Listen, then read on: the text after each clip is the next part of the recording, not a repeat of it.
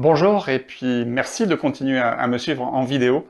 C'est extrêmement intéressant de pouvoir vous parler, vous avoir directement en face à face et répondre à vos questions. La semaine dernière, j'étais aux Isards à la signature d'une convention pour la mise en place d'une cité éducative aux Isards.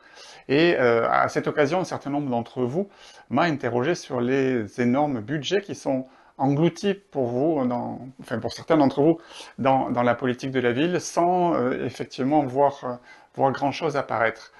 Euh, c'est pas tout à fait exact, même si cette sensation peut apparaître. D'où ça vient la politique de la ville? Ça vient d'abord dans les années 70, la construction de nouveaux quartiers pour accueillir en fait des populations plutôt défavorisées. Et ces quartiers ont été construits souvent à la périphérie des villes et parfois même sans connexion avec les villes. Et nous avons donc aujourd'hui un héritage de cette époque-là, des quartiers où il y a jusqu'à 70% de logements sociaux, et donc une concentration de pauvreté qui nuit à la qualité de vie dans ces quartiers et à la qualité d'intégration des personnes de ces quartiers dans notre société.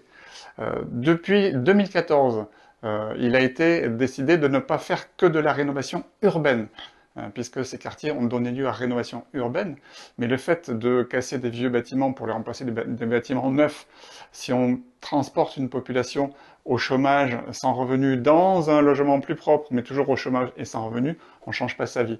Et donc il a été organisé dans un certain nombre de quartiers en France, des quartiers dits politiques de la ville, donc des quartiers dont le revenu moyen est inférieur à la moyenne de ce qui se passe en France.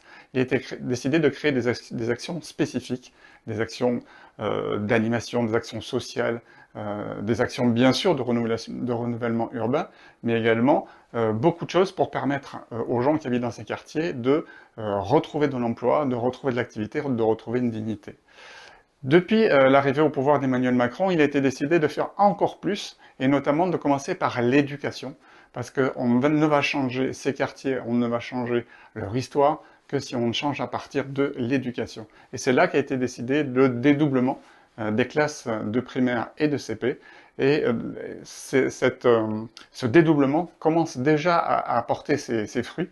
Toutes les personnes qui sortent de ces enseignements, eh bien, en fait, elles sortent avec des niveaux qu'elles n'avaient pas jusqu'à présent. Jusqu'à présent, il y avait certaines classes qui ne savaient ni lire ni écrire, et ce n'est plus le cas aujourd'hui. Donc voilà, je suis moi très heureux en tout cas de cette nouvelle politique qui a commencé par l'éducation, je suis heureux également que les questions de sécurité se soient invitées au menu.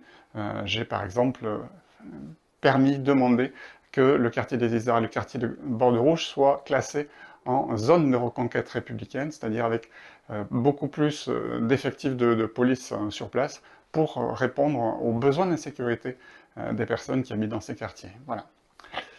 Donc la politique de la ville, c'est une longue histoire, ça ne se termine pas aujourd'hui, il faudra le faire sur du long terme et sur plusieurs générations, mais en tout cas c'est une question de justice sociale, d'équité républicaine. Il faut que chaque Français, où qu'il naisse, puisse avoir non pas des chances égales, parce que l'égalité n'existe pas, mais l'équité existe. Donc il faut qu'il puisse avoir plus de chances de réussir, parce qu'on va lui proposer des passerelles que dans d'autres lieux. On est dans des lieux où on n'a pas besoin de passerelles parce que les parents les connaissent et nous aident. Merci et continuez à me poser des questions sur mon actualité, sur vos problèmes, sur vos questions, et j'y répondrai en vidéo.